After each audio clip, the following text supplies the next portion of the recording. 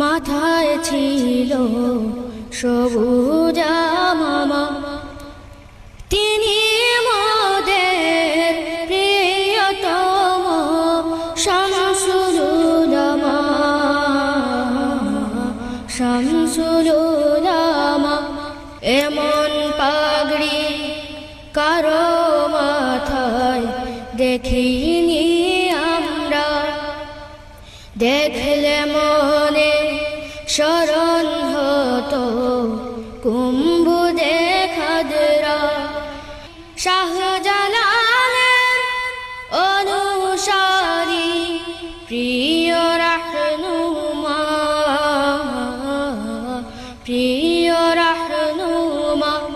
তিনি ছিলেন ন্যায়ের পথে আপোষহীন এক বীর, রক্ত দিয়ে প্রচার করেন আদর্শ নবী। কণ্ঠে যার উঠত বেজে জিহাদের দামামা, কোন মনীষী মাথায় ছিল সবুজ